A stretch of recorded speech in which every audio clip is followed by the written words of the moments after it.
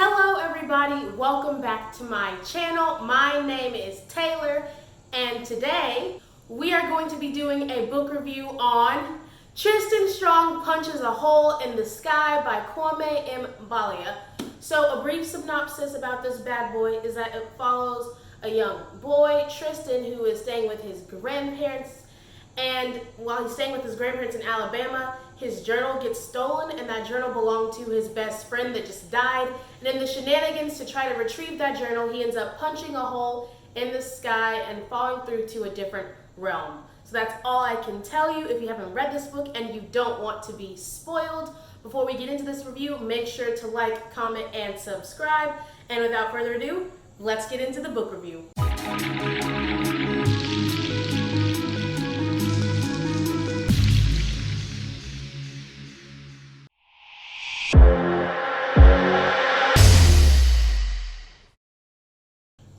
Recap in 3, 2, 1. We start off with Tristan going to spend a month in Alabama on his grandparents' farm after he loses his first boxing match and his best friend Eddie died. Now, in the car on the way to Alabama, Tristan has this vision when he touches the journal and he sees Briar Rabbit and John Henry. At night at his grandparents' farm, Gum Baby tries to take his journal and she and Tristan get into a slight brawl where he then punches the bottle tree, which releases Uncle C and creates a hole in the sky. So when they fall through, Gum Baby and Tristan almost get, captured by one of the bone ships, but they're saved by Ayana and her floating raft. So then, while they're trying to get to the thicket, the Federlings attack and they take a Brer Fox. When we get to the thicket, Tristan ends up meeting John Henry, Brer Rabbit, Miss Sarah, and Miss Rose. During this meeting, we find out that Tristan is an ancestum after he tells a story and the butterflies react to his words and enact the story. So then the Federlings attack the thicket and Tristan has to leave with Ayana, Chestnut, and Gum Baby on the Storybox quest. But then on their quest, more Federlings keep attacking and the Brandflies get Ayana and Chestnut. But while they're at the ridge, they end up meeting High John and Fandiway, and they also retrieve a Storybox that has been emptied and destroyed. So they have to go back to Niame's palace so Niame can fill the box and repair it with stories. Now, when Tristan tries to open that box, it draws out the Mafa. And so then what happens is Tristan has to save the day. And then after he saves the day, it's revealed that Brer Rabbit was actually a Nancy. And then last but not least, we end up tying up everything in a nice little bow and we come back into Alabama where Anansi repairs the hole in the sky.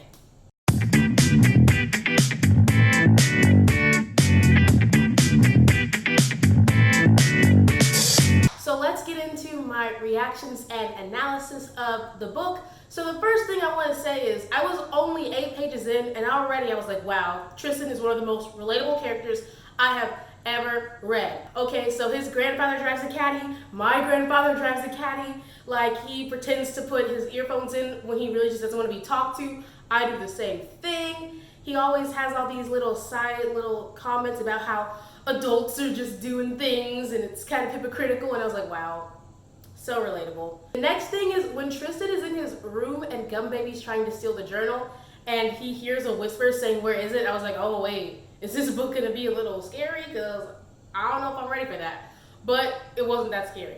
But next and foremost, I love Gum Baby. Gum Baby is literally my favorite character. I feel like she's just super well developed and really funny. She talks in the third person and she just has this charisma about her. She's like, Gum Baby will crush you with sap attack, boom. I was like, wow, iconic.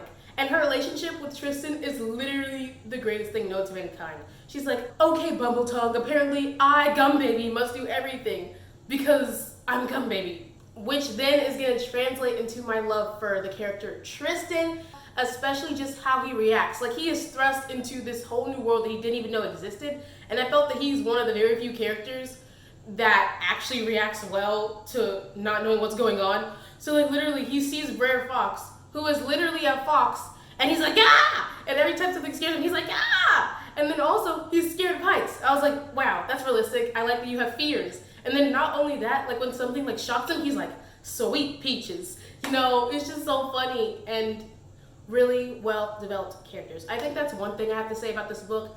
Kwame Mbalia does a really good job of developing his characters. Next, I want to talk about Nana. And I love Nana because Nana is such an educator. It's just great. I love the fact that she told Eddie, because Eddie was Tristan's best friend, as well as Tristan, all these stories and all the folklore. I was just like, wow, this is just so enriching. And she's also educating him about their history and the 13th and just a whole bunch of other things. And I'm like, wow, Nana, you get a gold star. You really do. Next, I want to talk a little bit more about some analysis, but I'm going to say a disclaimer because number one, I'm not really that familiar with African or African American folklore, mythology, and anything else. But, so with that disclaimer being said, I felt that like the Federlings and the bone ships were definitely, for me, seems like they were symbols or like they were mythologized from slavery. Does that make sense? Because the Federlings are literally iron that can shackle and take their prisoners. And then when we get to the Mafa and we see how the people that have been captured are living on the ship, I definitely can see how this myth parallels some of the things that happened in slavery. So that's what I saw. So when we met Nyame, he hinted at possible traitors. He's like, the people that are on your side may not be the real thing. And I'm like, oh my gosh, who is this traitor? I was trying to figure it out. And I didn't even figure it out until the last battle, which made me kind of frustrated. But anywho, let's talk about the battles. There were so many battles in this bad boy, okay? There was the first battle when they landed in Mid-Pass. Then there was the battle in Thicket. Then there was the battle at Niame's palace. Then they were trying to get to Anansi's place. And then once they did that and got to the ridge, there was another attack. And then when they went back to Niame's palace, there was another attack. I was like, dang. And that's all because we find out later that actually the Federlings were tracking Tristan. So everywhere Tristan went, they would follow. So they really got into a lot of battles. So next, I guess this is the one thing I was a little bit confused about. I'm just trying to figure out the extent of his powers, right? So like in the thicket, he tells a story and the butterflies reenact the story, right? But then later when we're at the ridge and he tells a story and he mentions Abiyoyo, eventually Abiyoyo actually shows up. So I'm trying to figure out, can he actually like conjure people from his storytelling, or did that just happen because the ridge is so spiritual? I don't know. That's one thing I really got to figure out. Okay, next is a really funny moment. So when the diviner tells Tristan to open the ridge story box, he's like, okay, and then she goes, she slaps his hand, and he's like, you told me to open it. And she's like, any child and delinquent or criminal and thief can do that. You're like, and Hannah says him, like, act like it, and he's like, oh, so I gotta, find the story thread to open it. Like, yeah, I was like, that was so funny to me, just so hilarious. Okay, next, I also just love the concept of his bracelet. So he first gets his bracelet from the journal, Eddie's journal, and so it has the symbol of Anansi. When Tristan goes to Niame's palace, Niame ends up giving him his symbol as well. And so then when they get to the ridge, the diviner ends up putting a bead on there for protection. And then also when the Aboshia see that bracelet, they like bless it. I was like, wow.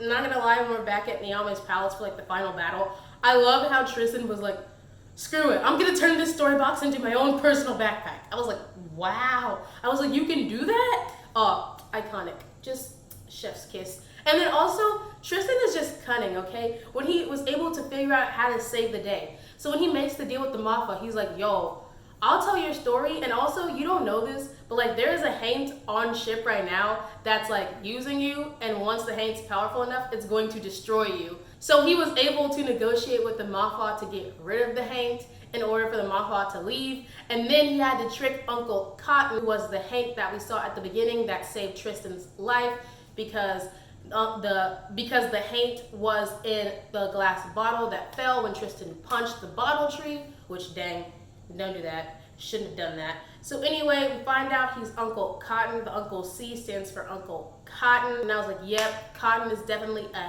haint, in my opinion. I think so. And so he represents everything, like, with cotton and slavery and greed and all those things. So I was like, yes, definitely a bad guy. I don't care what anyone says, bad guy. So he tricks Uncle Khan. He's like, yo, I'll give you this story box if you like unattach yourself from the Mafa and give me Eddie's journal. And so then the Mafa started sinking, and then Uncle C's like, unlock the story box. And Tristan's like, only I can unlock the story box. And so Tristan unlocks it just enough for Gum Baby to jump out of the story box and sap attack Uncle C. So bam. And then after that, they end up going through to see and get Eddie's journal. And when they do that, they see Eddie's ghost. And I was just so sad that Tristan had to say goodbye to Eddie like forever. I was really hoping that like Eddie's spirit was like living in the journal forever. I mean, that's kind of a bad thing to hope, that like he doesn't find peace and that he lives his eternal life as a journal. But like, dang, that's just really sad. Like, come on, guys, this is middle grade. Should we really be laying on the sadness this thick already in the first book? Going back, once Tristan was looking around, because the thing is, he told Thandiwe when she was going to get the people from Mid-Pass and take them to the Aboshia, he told Thandiwe, yo, can you send Briar Rabbit my way, right? But he didn't see Briar Rabbit. I was like, oh my gosh, Briar Rabbit, he's the one involved. Yeah. Okay, but I did not expect for Brer to not even be Brer. I did not expect for Brer to actually be Anansi. I was like, whoa, I thought that Brer hid Anansi for motivations that we hadn't yet figured out. But no, next thing you know, Tristan is bringing out Brer Rabbit because Brer Rabbit was actually on the Mafa, and he has Gum Baby take Nyame's symbol to everyone to reveal that Brer Rabbit that they know is actually Anansi. I was like, wow. That was a big old plot twist that I did not expect. And then last but not least, Anansi's getting punished. And for me, I was like, wow, they turned a god into a smartphone.